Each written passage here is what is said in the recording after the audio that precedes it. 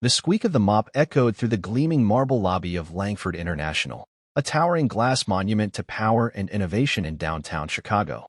It was 5:03 a.m., and while the rest of the city slept or stirred slowly to life, Diego Alvarez had already been working for 2 hours.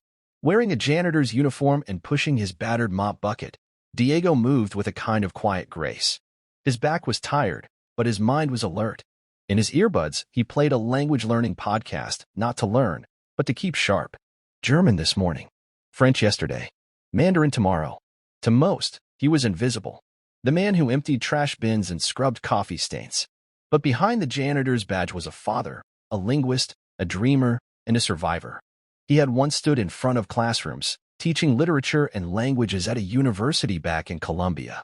Then came the unrest. Then came the danger. Then the loss. One night, everything changed. One morning, he crossed the border with nothing but a toddler in his arms and a future he hadn't planned. His credentials didn't transfer. His degrees collected dust. And rent didn't wait for dreams to catch up. So Diego mopped. And he loved his son fiercely. Each morning before the sun rose, he cleaned. Each evening, he helped 7-year-old Mateo with homework, cooked arroz con pollo, and tucked him in with stories from every culture he knew. At night, he studied job boards and brushed up on coding tutorials. Not because he had time, but because he had hope. It was a Thursday when everything changed. Diego was in the executive lounge, mopping near a table where 3 top-level executives had left behind empty latte cups and a mess of croissant flakes. He wasn't supposed to be there when meetings were scheduled, but this one had run late. As he cleaned, he overheard snippets of conversation. I just wish we had someone who could bridge the gap with our European partners. Someone who actually understands the culture and the language. It's costing us millions in delays. I know. We need someone fluent in French, German, Italian, hell, even Portuguese would help. Diego paused. He shouldn't speak. But something in his heart pulsed louder than fear. He cleared his throat softly. "Excuse me," he said, his accent gentle but precise. The room fell silent. 3 suited men turned slowly. "I speak those languages. And I believe I can help." The youngest of the men chuckled. "Oh yeah? You speak all of those?" Diego nodded calmly.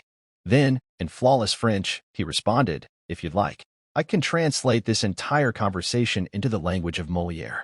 He did. Then German. Then Italian. Then Portuguese. With each shift, the executive's jaws dropped further. But it wasn't just the fluency. It was the depth. The idioms, the emotion, the way Diego didn't just translate, he transported them into another world. From the back of the room, a quiet voice cut in. A woman had been standing in the doorway for some time, unnoticed, but watching closely. "Who are you?" she asked. "I'm the night janitor," Diego said simply. "And a father. I used to be a professor of comparative linguistics. But life changed."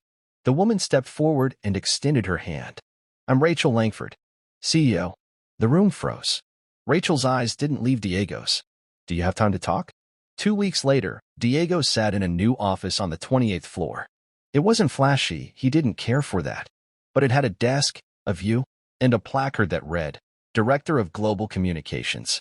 His uniform was gone, replaced by a suit he hadn't asked for, and his old mop bucket had been respectfully retired with a gold plaque in the janitor's closet that read, "To Diego, who cleaned floors and opened doors."